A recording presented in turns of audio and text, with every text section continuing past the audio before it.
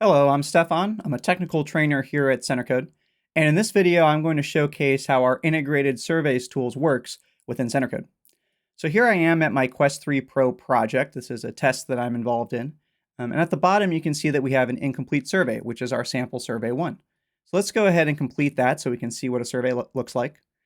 You can both set a survey to appear on the project home, and you can also set it to appear to users as they're logging in. We call that a notice. So they'll never miss the survey logging into the community or the project.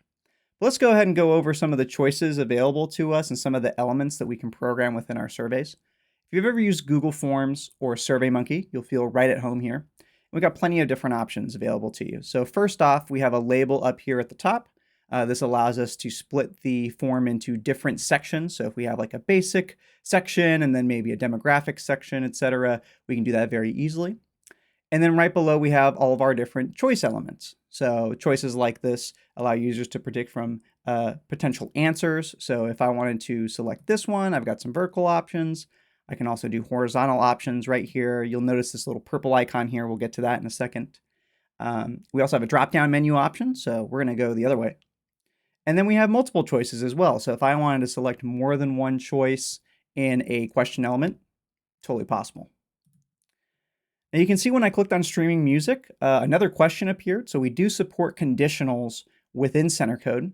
And as you can see, this populated a text box. So now I have the chance to explain why I like streaming music so much. We've got another label right here as well, and then some rating scales and matrices. Great for NPS scores. How useful is a rating scale to your program? I'm going to say very useful. And then a matrix is going to be the same thing. We're just using the same scale for multiple different questions. So here, what am I satisfied with? I'm not satisfied with testing just via email, and I'm not satisfied with testing just via a spreadsheet, but I'm very satisfied testing with Centercode. Down here, we have our stack rank. So this allows users to drag and drop items based on order of preference. So I do love music more than I love movies and more than I love games. So right there, very, very easy to get a ranking via stack rank. We also support a file attachment element in our survey. So if you want users to submit a photo or a video or a PDF, etc., it's all right there. And we support files all the way up to a gigabyte, which is great.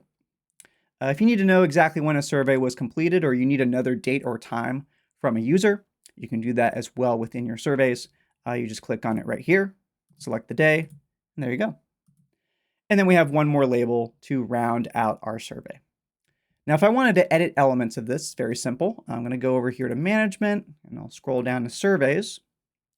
And you can see I have all kinds of different surveys within the project, qualification survey, a final survey, a week 3 survey, etc. And that sample survey 1 was the survey that we just filled out. So let's go ahead and click on that so we can make some changes. You can see it looks very similar to how it was when we were trying to submit the survey. But now if I hover over an element, this little bar appears. I have all kinds of options to edit this element. So I could modify it. I could make it required or optional.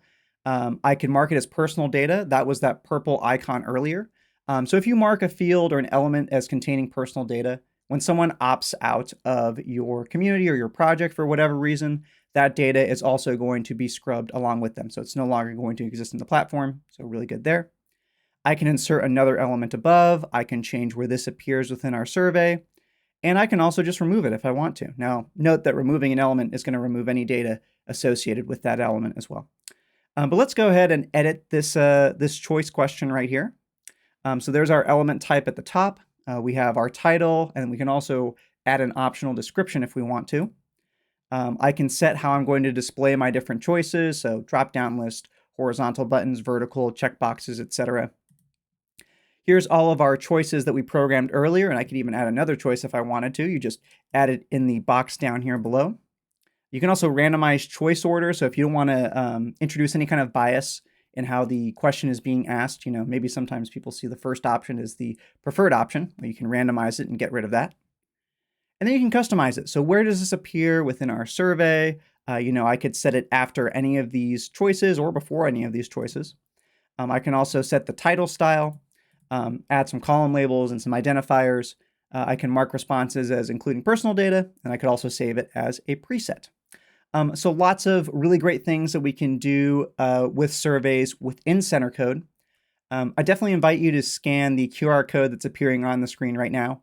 We have an excellent ebook that talks about the different ways that you can build really effective surveys for your testing program and some of the strategies that we use here at Centercode to maximize the value that we're getting out of our surveys. So I hope you enjoyed this video and happy testing.